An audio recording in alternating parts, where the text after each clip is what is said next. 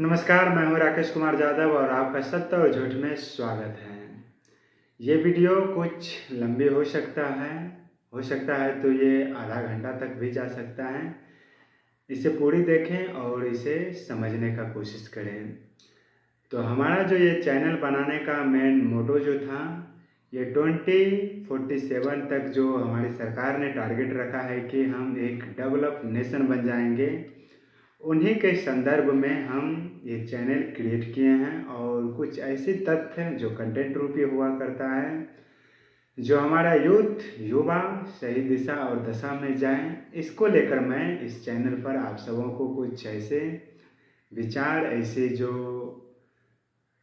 गुण होते हैं, जो सद्गुणी हम कह सकते हैं, वो आप सबों के सामने मैं व्यक्त करता हूँ। और हम ये सुनिश्चित करना चाहते हैं कि आने वाला जो 2047 का जो टारगेट रखा है, क्या उसमें हम ये चीज़ अचीव कर सकते हैं।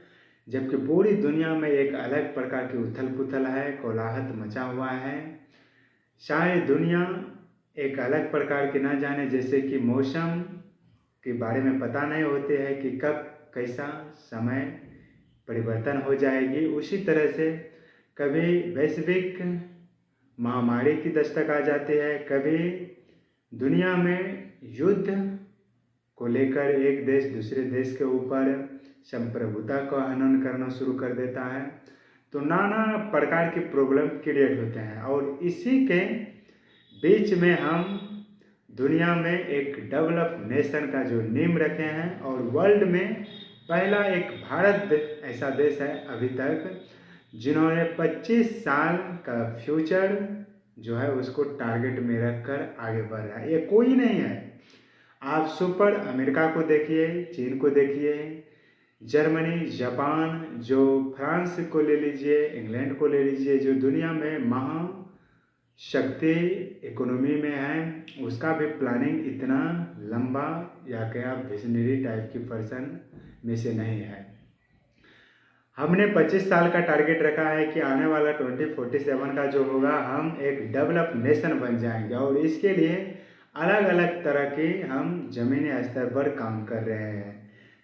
तो उसी के लेकर मैं ये बातें करना चाहता हूँ। और युवा में एक अलग प्रकार के राष्ट्र के लिए जो भावनाएं, जो राष्ट्र के प्रति सत्य भाव, सत्य विचार, सत्य निष्ठा, अभिरुचि, अभिव्यक्ति जो राष्ट्र के बारे में कर सकते हैं, इनके बारे में मैं बताना चाहता हूँ कि हमें इस चीज़ को लेकर सुनिश्चित करना चाहिए कि राष्ट्र का निर्माण होता कैसे है। हमें पूरी 140 करोड़ की जो हमारी आबादी है, हम सबको अपने अपने जो ड्यूटी है, अपने अपने जो कर्तव्य है, उसे फुलफिल करना चाहिए, उसे निभाना चाहिए। अगर हमें कुछ पता भी नहीं है, हम कुछ ऐसा चीज़ अनजाने में कर रहे हैं जिसका इम्पैक्ट नेशन, राष्ट्र के ऊपर नेगेटिव के रूप में पड़ सकता है, तो आज मैं आपको कुछ ऐसी बातें बताना जा रहा हूँ जो काफ़ी हद तक कारगर होंगे, आपको सही मार्ग प्रशस्त कराएंगे।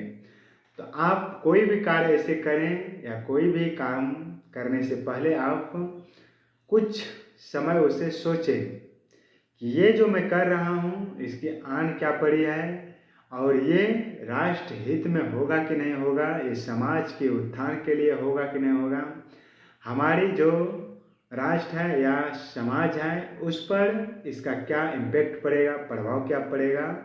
कुछ दो चार ऐसे क्वेश्चन मार्क खुद से करें और उस काम को लेकर खुद से जो आप जिसको मार्गदर्शन मानते हैं, जो आपका एक मेंटोर के रूप में जो काम करते हैं, उनसे भी सलाह मशवरा लें। अगर आपको कुछ नहीं है ऐसा, तो आज इन्फॉर्मेशन का युग है, सूचनाओं का युग है, स्मार्टफोन हर एक के पास है, तो आप उससे कुछ राह जो है वो देख सकते हैं। तो आप चैट जीपीटी का भी कुछ हेल्प ले सकते हैं, गूगल का हेल्प ले सकते हैं, या कुछ ऐसा एआई है प्लेटफॉर्म, उसका आप मदद ले सकते हैं। तो ये पहली बात है। दूसरी बात ये है कि हमारी सरकार जो है, देश का प्रधानमंत्री, वो प्रत्येक माह के अंत में जब 2-4 दिन माह समाप्त होने की तारीख बचती है तो वो मन की बात करते हैं। शब्द देखिए कितने मर्म है, कितनी सरल है, कितनी सहज है और कितनी व्यापक है कि मन की बात, वो सिर्फ अपने मन की बात नहीं करती है, वो अपनी मन की कथा व्यथा इसको रेखांकित चरित्र चरण नहीं करते हैं। ये पूरी दुनिया जहाँ जहाँ प्रधानमंत्री मूव करते हैं, घूमते हैं, कुछ ऐसे विरंगम, कुछ ऐसे वो विश्वसनीय, कुछ ऐसे जो संस्कृति से जुड़ी हुई चीज़ों को देखते हैं और वो उसे एडॉप्ट कर लेते हैं और वो उसे अपने मन की बातों में समाहित करते हैं। और पूरे देश से शायद पूरी दुनिया में जहाँ भी भारत के नागरिक रहते हैं या प्रवास करते हैं, उनके द्वारा इस प्लेटफॉर्म पर भेजे गए मैसेजेस, जो भी वो कार्य किए हैं उनसे जुड़ी हुई सारी चीज़ सबको इंक्लूड करते हैं। और 145-40 करोड़ की जो हमारी आबादी है, उन सब से निकली हुई समराइज सारांश उसको कुछ मिनट में, आप कहें तो हाफ घंटे में, हम सब के सामने थाली में परोसते हैं। और हम सब के लिए वो इतने एनर्जेटिक होते हैं, इतने गुणात्मक होते हैं, इतने पॉजिटिव डोज होते हैं, आप कह सकते हैं कि हम ऊर्जावान रहते हैं। और इससे हम उनकी सादगी को भी जान सकते हैं कि प्रधानमंत्री नरेंद्र मोदी जी जो कहते हैं कि हम 18-20 घंटे लगातार काम करते हैं, और कई ऐसे मीडिया हैं जो उनसे पूछते हैं कि ये राज क्या है, आप जब भी देखते हैं उसी तरह तरोताज़ा, उसी अंदाज में एक्टिव रहते हैं, ऊर्जावान रहते हैं और सदा लगातार एक कंटिन्यूटी बनाकर आप कामों को करते जाते हैं। इसकी राज क्या है ये आप बताएं। तो प्रधानमंत्री मोदी साहब कहते हैं, अगर हमारे कार्यों के द्वारा इन जनता, हमारे जो परिवार है, वो आजकल जहाँ भी जाते हैं पूरी देश को एक परिवार के रूप में देखते हैं। कहते हैं हमारे परिवार की जो कष्ट है वो निवारण होते हैं, कष्ट दूर होते हैं, तो हमें और प्रेरणा मिलता है उससे काम करने का। हम और चाहते हैं कि समय को कहीं से चुरा लाएं, उसके बारे में हम और टाइम बजाते हैं और इनके लिए हम कार्य करते हैं। तो ये अगर आप गहराई से सोचेंगे तो आपको बहुत व्यापक रूप में ये दिखाई देंगे कि ये सत्य में वो ऊर्जा, वो ताकत, वो जुनून डेवलप करते हैं। जबकि रात की 12 बजे भी आप काम कर रहे होते हैं तो थकान आपको महसूस तक नहीं होते हैं। तो ये प्रधानमंत्री मोदी अपने इंटरव्यू में बताते हैं, मन की बातों में बताते हैं, और देखिए वो कैसे कैसे देश के आगे बढ़ाते हैं। आप देखे होंगे कि परीक्षा पर वो 2017 से शुरू करके सारे देश में जो बोर्ड की परीक्षाएं होते हैं 10th 12th, उनको लेकर वो बातें बताते हैं। और कई बार जब 19 की चुनाव भी हुई थी तो उसमें कुछ स्टूडेंट उनसे कहे थे कि ये हमारी परीक्षा तो है, लेकिन आपकी भी परीक्षा 2019 में है, तो आपको कितना लगता है कि आप इस परीक्षा में पास करेंगे। तो बड़े ही सरल और सहज में जवाब का सवाल का जो प्रधानमंत्री मोदी साहब विस्तार तरीके से बताए थे। तो मेहनत जिसका जितना अच्छा रहेगा, रिजल्ट, परिणाम, परफॉर्मेंस उतना ही तगड़ा, उतना ही अच्छा आएगा। तो हम कह सकते हैं कि 2047 का जो टारगेट रखा है, तो हम सब मिलकर उसे 2040 ही हम उसे रखें, 2040 का ही टारगेट हम रखें। तो इसके लिए हमें एक सही दिशा दशा में काम करना होगा। और रूरल बैकग्राउंड, जो ग्रामीण क्षेत्र है जहाँ टाइम का अभी भी उतना वैल्यू मान नहीं दिया जा रहा है, घंटों घंटों समय की बर्बादी हो रही है और अलग अलग तरह के कार्यों में हमारे जो युवा हैं वो संलिप्त रहते हैं। तो उन्हें जागृत किया जाए, उन्हें किसी न किसी माध्यम से उसे अप्रोच किया जाए कि राष्ट्र के हित में काम करें, राष्ट्र के निर्माण में काम करें, राष्ट्र को ध्यान में रखकर काम करें और खुद के घर का विकास उत्थान को लेकर काम करें। जब एक एक घर के उत्थान होंगे, विकास होगी, तो वार्ड का विकास होगा, वार्ड का विकास होगा तो पंचायत का विकास होगा, और पंचायत का विकास होगा तो प्रखंड का अगर विकास होगा तो अनुमंडल का विकास होगा तो जिला का विकास होगा तो राज्य का।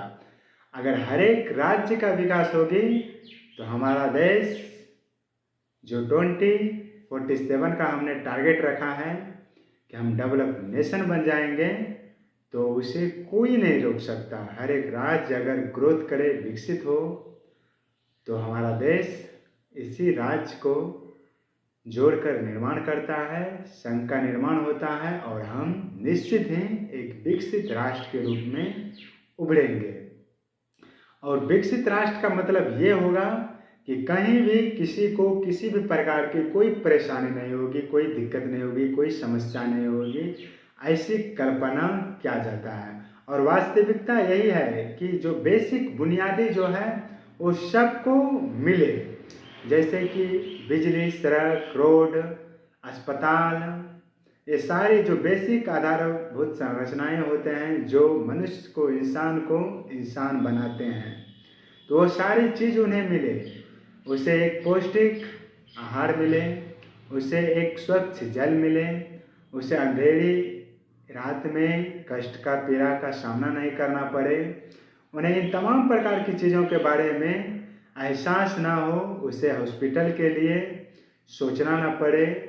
रात में कोई बेटी या बहू को कोई काम लगा हो तो वो हिचकिचाए नहीं, वो बड़े ही बेझिझक उस काम का अंजाम तक पहुंचा सकें। ये सारा चीज़ जब संपन्न हो जाएगी तो हम इससे ये चीज़ सिद्ध कर सकते हैं कि हम एक विकसित राष्ट्र के लिए तैयार हो चुके हैं।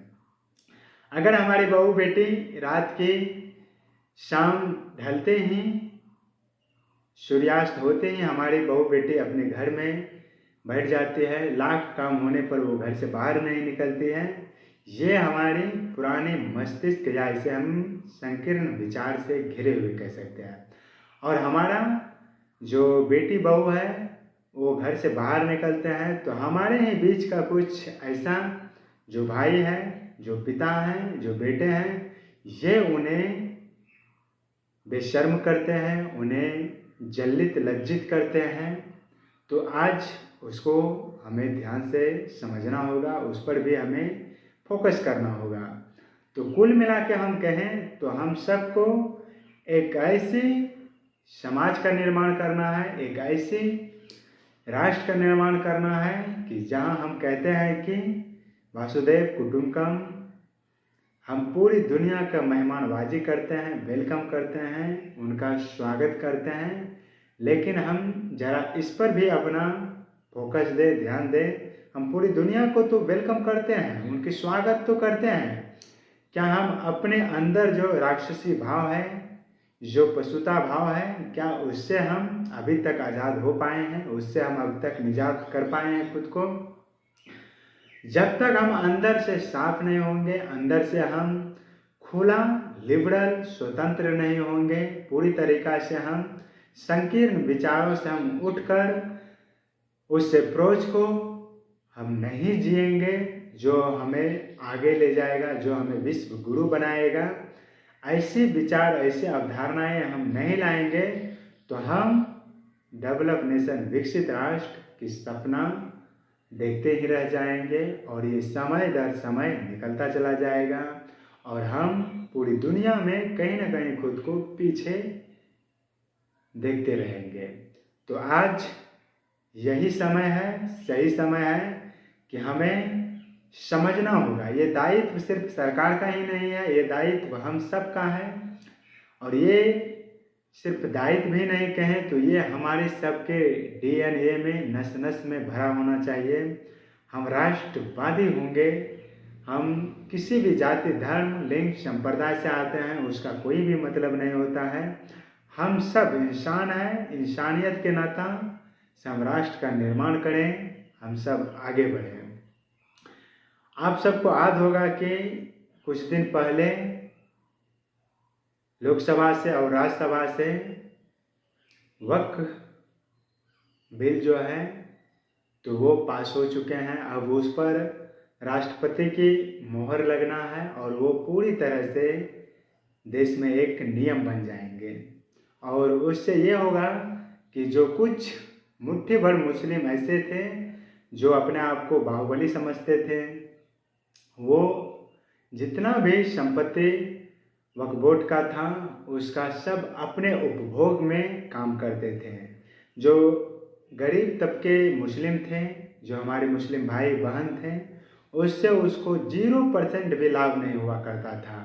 कुछ ऐसे मुट्ठी भर जो मुस्लिम थे वो इसका सीधा लाभ लेते थे और ये 9 लाख एकड़ से भी ज़्यादा प्रॉपर्टी थे और इससे बहुत कम कहें तो आप प्रत्येक रोज 1 रुपया का लाभ हुआ करता था पूरी संपत्ति से। तो 100 करोड़ की भी सालाना इससे हम जुटा नहीं पाते थे वक्फ बोर्ड से। तो उस पर आजकल राजनीति खूब हो रहा है। तो ये तो राजनेताओं का काम है कि वक्फ बिल को पारित नहीं होने देना है, उस पर कार्य नहीं करने देना है, इसमें किसी भी प्रकार की कोई संशोधन नहीं होने देना है। तो ये उसकी राजनीतिक है। लेकिन हम सबको हिंदू, सिख, ईसाई, मुस्लिम, बुद्धिज्म, जैन जो भी भारत में है सबको एक ग्रुप में आके एक साथ में आकर भारत के निर्माण, हम सब भारत में रहते हैं, भारत के निर्माण में काम करना है। यदि वक्फ बोर्ड को लेकर आप देखें तो उसमें इम्प्लीमेंट होना अनिवार्य है। ये कांग्रेस के सरकार ने ही सबसे पहले 1954 में इसमें सदन में लेकर आया था, इसमें कुछ संशोधन किए थे। फिर 95 में हुआ, फिर 2013 में हुआ, कांग्रेस के सरकार में ही हुआ। तो ये संशोधन होता आया और आज जब इसमें ज़मीनी स्तर पर इसमें जो कुछ मुट्ठी भर लोगों को इसका लाभ जा रहा था और बाकी जो अल्पसंख्यक मुस्लिम थे वो इससे वंचित थे, उसे इससे किसी भी प्रकार के कोई लाभ नहीं हो सकता है। आप ज़रा इस पर देखिए तो ना तो वक्फ बोर्ड ने कहीं पर स्कूल की स्थापना की, कॉलेज, यूनिवर्सिटी कुछ नहीं बनवाया, या गरीब तबके मुस्लिम जो थे उनकी बेटी को विवाह नहीं कराया, ऐसा कुछ भी कार्य नहीं करवाया जो गरीब तबके मुस्लिम को इससे हित, उसे लाभ मिले। ये कुछ ऐसे जो बाहुबली मुस्लिम थे उनके हाथ में ये कठपुतली बनकर वक्फ बोर्ड था और वो इसका मनचाहा इस्तेमाल करते थे, इससे मनचाहा कार्य करा करते थे। तो इसमें इम्प्लीमेंट होना, इसे सशक्त करना, इसे मजबूत करना, ये हम सबका दायित्व है। और इसकी देखिए सबसे बड़ी जो खामियाजा है कि ये जब चाहे किसी भी प्रकार की ज़मीन पर अपना जो आधार था, अपना अधिकार उस पर जमा सकते हैं और इसे हम किसी भी सिविल कोर्ट कहें या व्यवहार न्यायालय कहें, कहीं पर भी इस पर हम चैलेंज नहीं कर सकते थे। जो एक बार वक्फ बोर्ड निर्णय ले लेगा तो वही ही सत्य होगा, चाहे वो किसी की संपत्ति हो और कैसा भी संपत्ति क्यों ना हो। तो इस चीज़ में सुधार होना अनिवार्य है। हम लोकतांत्रिक देश में रह रहे हैं, यहाँ कोई भी उच्च नीच कोई भी नहीं है, सब समान है, सब बराबर है। इसमें किसी भी प्रकार की कोई उच्च नीच की भावनाएं नहीं है, सबके लिए समान कानून है, सब बराबर है यहाँ पर। कुछ मुट्ठी भर मुस्लिम इसको लेकर विरोधाभास जता रहे हैं, तो ये उसी प्रकार जताते रहेंगे और ये सुप्रीम कोर्ट में भी इसको चैलेंज किया है। तो ये सुप्रीम कोर्ट इसको अच्छी तरह से जान रहा है कि ये संशोधन पहले ऑलरेडी हो चुका है और उसमें और पारदर्शिता लाने का काम सरकार ने कर रहा है और ये दोनों सदन से पारित हो चुके हैं और ये कानून बन चुका होगा। अगर राष्ट्रपति इस पर मोहर लगा दे तो ये कानून बन चुका होगा और इसमें संविधान का कहीं भी किसी भी प्रकार की तौहीन नहीं हुआ है। तो न्यायालय जो होता है वो संविधान का रक्षक होता है, वो संविधान का रक्षक है, तो वो उसका कहीं भी गलत इस्तेमाल नहीं होने देता है। इसको लेकर वो संज्ञान लेते हैं।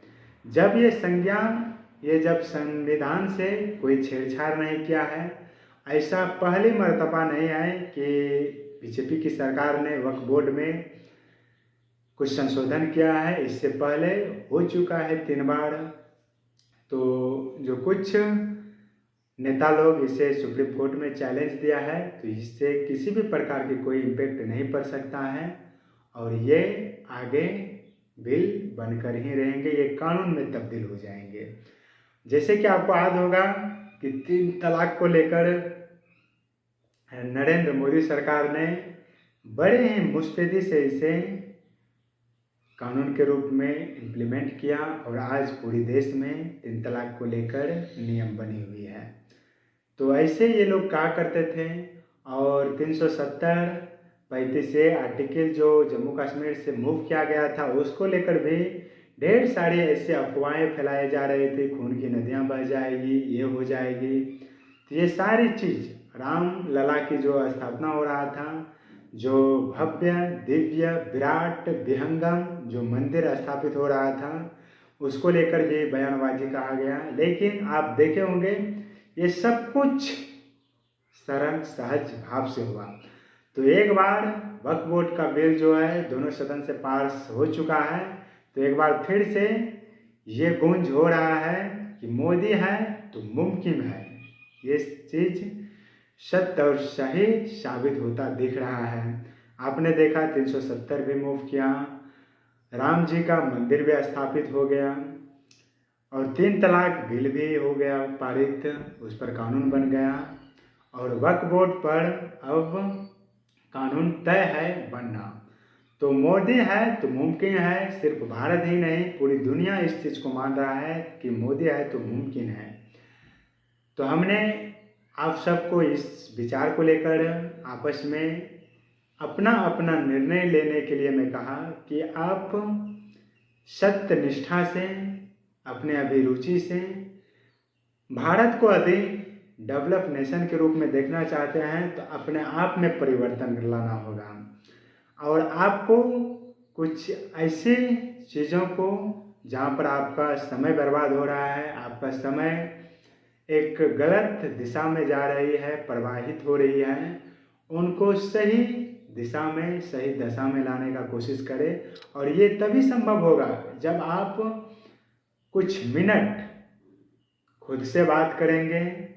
आप चेयर पर बैठिए, आप खुद को जज कीजिए, खुद से क्वेश्चन मार्क कीजिए कि मैं क्या कर रहा हूँ, मैं कहाँ हूँ, मैं किस लिए इस धरातल पर आया हूँ। मैं सभी प्राणियों में से श्रेष्ठ प्राणी इंसान में ही जन्म लिया और इंसान का क्या कार्य है, ये सारी चीज़ को लेकर आप अपने ही मन में मंथन करें और इससे जो रस निकलेगा, इससे जो सारांश निकलेगा, इससे जो समराइज होंगे उस पर वाच करें, उसे अप्रोच करने का कोशिश करें। आप सिर्फ एक इंसान के रूप में जन्म नहीं लिए हैं, आप इंसान से भगवान की ओर बढ़ सकते हैं। कहने का मेरा मतलब यह है कि अगर आप सही काम करें, समाज के लेकर काम करें, देश के लेकर काम करें और पूरी दुनिया को लेकर काम करें, तो आप पूजनीय होंगे, आप आदर्श बनेंगे, आप हजारों लाखों करोड़ों का मार्ग दर्शन के रूप में आप उन्हें एक सही गाइडेंस के रूप में आप उसे गाइड करेंगे। तो आप इसलिए अवतरित हुए हैं, ना कि आप एक पशुता वाले जीवन को लेकर इंसान में आए हैं। आप समय की उस तरह से वैल्यू नहीं दे रहे हैं, आप खुद से चीज़ों को सोच नहीं रहे हैं कि मैं सुबह से जगें और रात को फिर मैं सोने गया तो इस बीच में मैंने क्या क्या किया, इस पर कभी आप रिव्यू नहीं लेते हैं, इसके बारे में कभी आप सोचते नहीं हैं। चैलेंजिंग का पार्ट बने, चैलेंजिंग का सामना करें और मैं आपको बताना चाहता हूँ, जो शख्स इस दुनिया में आया वो चैलेंज का सामना कभी किया ही नहीं, चैलेंज का कभी अपना मार्ग बनाया ही नहीं, वो इंसान नहीं, वो जानवर होगा। क्योंकि इंसान चैलेंज को लेकर कभी पीछे नहीं हटते हैं, वो चैलेंज को अपना मार्ग, अपना शुभ मानकर उसे एक्सेप्ट करते हैं और उसे सरल कर देते हैं। वो जितनी गुत्थियां होते हैं उसे सुलझाकर एक सीधा साधा भोला भाला लचकपन स्वरूप उसका निर्माण कर देते हैं और वही इतिहास में अमर हो जाते हैं। और आपकी मस्तिष्क का स्ट्रक्चर इसी तरह से तैयार किया गया है, आप जितने ही गुत्थी भरे समस्या को सुलझाएंगे, जितने ही आप समस्या का निदान करेंगे, प्रॉब्लम को हिट करेंगे, उससे लड़ेंगे, उससे वार करेंगे और वो समस्या आपके सामने टिक नहीं पाएंगे, वो आपको देखते ही छूमंतर हो जाएंगे। आप उस पर पूरी तरह से लगाम पा लेंगे, आप उसे पूरी तरह से अपने पैरों तले रौंद चुके होंगे और धीरे धीरे आप एक वर्ल्ड स्तर पर एक इस तरह से आप में इमेज का उभार होगा जो आप नेतृत्व करता, एक प्रकार से कहें तो लीडरशिप के रूप में आप उभरेंगे। तो जितने भी आज देखें वर्ल्ड में जो मजबूत से शक्ति से पेश हो रहे हैं, वो कहीं ना कहीं पूरी दुनिया में अपना जो अनुभव है, अपना जो स्ट्रगल है, अपना जो चुनौती है, चैलेंज है, उससे वो जूझा है, उससे वो फेस किया है, उसका सामना किया है, उससे वार किया है और तब जाकर वो पूरी हजारों लाखों करोड़ों की नेतृत्व करता है और वो एक मजबूत लीडरशिप करते हैं। उसका पूरी दुनिया में जो इमेज बनता है वो वर्ल्ड लीडर के रूप में बनता है। तो ये सब अचानक नहीं होते हैं, ये सब धीरे धीरे जब से आप होश संभालते हैं तभी से आप में वो सारे गुण दिखना शुरू हो जाते हैं और आप उसी प्रकार से काम करना शुरू कर देते हैं। धीरे धीरे धीरे धीरे आपके अंदर वो सारी कलाएं कूट कूट कर भरना शुरू हो जाता है और जब उचित समय आता है और वो घड़ा फटता है और उसके अंदर जितने भी अमृत वाणी या जितने भी आप सरल स्वभाव आदर्श विचार का उसमें आप ठूस ठूस के भरे थे, वो सब घड़ा फूटते हुए वो बाहर निकलते हैं और वो विचार पूरी दुनिया में एक आदर्श विचार का निर्माण करते हैं और वो विचार इस तरह से प्रभाव करता है, इस तरह से प्रवाहित होता है कि पूरी जनमानस के लेकर एक कल्याण, एक शांति का प्रतीक बनकर वो टिमटिमाते हैं। तो मेरा कहने का मतलब ये है कि हमारा जो भारत है इसे डेवलप नेशन के रूप में हम 2047 का जो हम आज़ादी का शताब्दी समारोह मनाएंगे तो उसमें हम डेवलप विकसित राष्ट्र के रूप में इसे देखना चाहते हैं और इसको लेकर हम सब यूथ को मुस्तैदी से काम करना होगा। हमें एक साथ मिलकर सही दिशा सही दशा में काम करना होगा और नहीं थकना होगा, कभी नहीं थकना होगा। अगर थकावट आती है तो आप देश का प्रधानमंत्री नरेंद्र मोदी जी से इसका मार्ग, इसका सीख लें और बहुत से ऐसे हमारे भाई बहन हैं जो कहेंगे कि हमारे मोदी साहब को तो सारा चीज़ का दिक्कत नहीं होता, उसे सारी चीज़ अवेलेबल होता है, उससे पूरा होता है। तो ये आपकी भूल है, ये आपकी खामियां हैं। ऐसा कोई भी देश या कोई भी दुनिया का ऐसा कोई भी व्यक्ति होगा वो पूर्णतया नहीं है। इस चीज़ को आपको गांठ बांध के रखना होगा, चाहे अमेरिका का राष्ट्रपति डोनाल्ड ट्रंप क्यों ना हो या फिर आपके पाकिस्तान का प्रधानमंत्री ही क्यों ना हो, हर एक को कुछ ना कुछ कमी होता है, वो जिंदगी में कभी भी पूर्णतया नहीं हो सकता है। तो इसलिए आप खुद को ऊर्जावान रखें, खुद को सशक्त रखें। ये आपके अंतर आत्मा की पुकार होनी चाहिए कि मैं ऊर्जावान हूँ, मैं किसी की भलाई को लेकर जो काम करता है वही ऊर्जा होते हैं, और हम उसको काम करें और उसके लिए काम करें, उसे सुख मिले, उसे शांति मिले, ये ताकत अंदर से आपको मजबूत करता है। तो इस तरह की सोच, इस तरह के विचार आप अगर रखते हैं तो आपके अंदर हमेशा पॉजिटिव जो धारा होगी वो प्रभाव करती रहेगी, और आप कभी भी बीमार नहीं पड़ेंगे। आप इंटरनली बहुत स्ट्रांग रहेंगे। आप दूसरे को खुशी देखकर आप खुश रहेंगे, दूसरे की पीड़ा को देखकर आप उसकी निवारण के बारे में सोचेंगे। इन तमाम प्रकार की चीज़ों के बारे में अगर आप अपने अप्रोच पहुँच बना लिए तो मैं मानता हूँ कि आने वाला जो दिन होगा वो विकसित राष्ट्र का सुनिश्चित करेगा, उसका मेन स्ट्रक्चर तैयार हो चुका होगा। तो इसको लेकर मैं फिर कभी आपसे बातें करेंगे। तब तक के लिए नमस्कार, धन्यवाद। आप अपना ख्याल रखें और शरीर पर, हेल्थ पर पूरी तरह से ध्यान दें। मेहनत सही दिशा दशा में लगातार कंटिन्यूटी बनाकर आप करते जाएं। तब तक के लिए नमस्कार, धन्यवाद, जय हिंद।